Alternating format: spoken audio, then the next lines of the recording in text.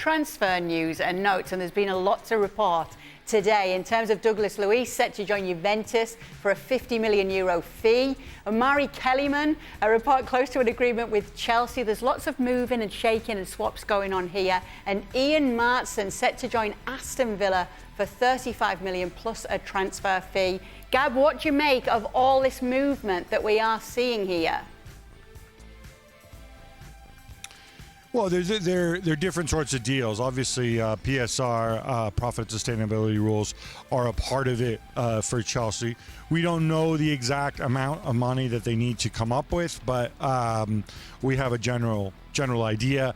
And obviously, if you can shed somebody like Ian Maatsen, who obviously has a good market, but is a homegrown kid, all of a sudden, you make a big step forward, between him and Lewis Hall. Of course, his move to Newcastle happened last year, but the obligation to buy kind of came into effect this year.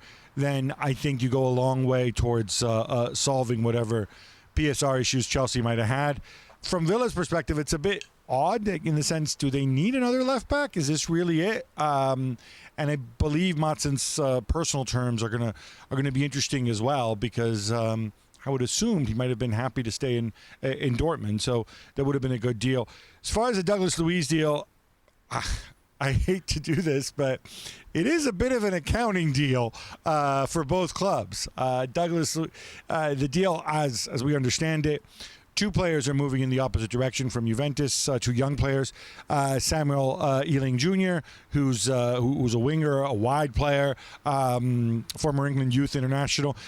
Did well at Juve without necessarily ripping it up. And Enzo Barrenechea, who was on loan at Frosinone. Again, two homegrown players. And the nice thing is, effectively, you can put whatever valuation. You mentioned $50 million there. Well, that would imply, if my math is right here, that they're valued at about $15 million each, and then plus another $20 million for in actual cash for Douglas Luiz, and that's how you get to $50 million. So from Villa's perspective, they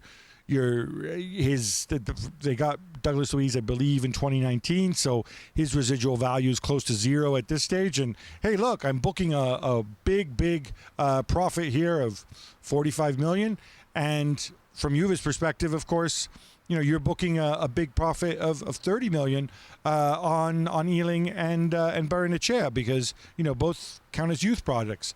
So without getting overly boring and technical, I think these are accounting moves, but it doesn't change the fact that Villa get money back and two promising young players for a guy who maybe wasn't going to extend his deal at the park, at Villa Park, and Juventus get a guy who, in his position, I think is probably one of the top maybe 5 or 6 holding midfielders in the world, and with the potential to get even better.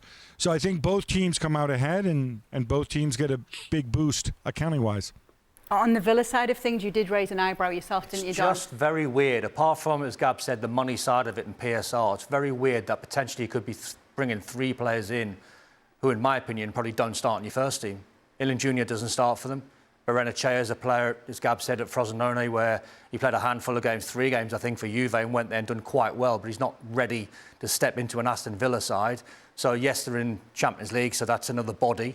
Maatsen had a really good season, but he's up against Alex Moreno, Luca Dean, so he's got competition to try and start. So the footballing side of it, you're bringing 3 players in, like I said, who are potentially just going to be squad players, but the PSR and the accounting rules, that's where these deals are getting done, because we're starting to see the likes of maybe Dominic Calvert-Lewin going from Everton to Newcastle with another player going in the opposite direction. And the window's not even open yet. It's all accountancy. It's very, very weird and well above my head. But with Douglas Luiz going, is that a miss for them? Absolutely. As Gab said, Juve are going to get a top midfield player. Absolutely. He's got experience. He's got qualities. He plays at a very high standard. Barrenechea is not going to come in and be Douglas Luiz. Not in the next 6 months to a year. So he's going to need a lot of time. Didn't exactly pull up any trees at Frosinone. He was a good young talent. You can see the skill levels, but trying to step into his shoes and play for Aston Villa in the Champions League and in the Premier League, that is going to be a tough ask. Do you agree, Nadem? Yeah, I totally agree, to be honest. And unless his recency bias kicked in here, I don't remember Aston Villa playing in the Champions League before. So coming off the back of their best ever Premier League season, I think from a fan's perspective, to see one of your more important players leaving the club, and with all due respect to the 2 players coming in or 3 players coming in who may do very well, as Don said there, you can't even pinpoint them as being starters because you see other people in the positions that could, that have done better.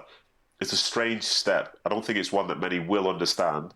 From an accounting standpoint, great, but just from a pure footballing standpoint, losing one of your best players of that season, the year when you probably need them the most, it feels like a strange move, but this is 2024. This is how business is done. Well, I want to thank Gab and Naden for being with us tonight. Thanks so much for being with us, guys. We'll let you go and get some rest now.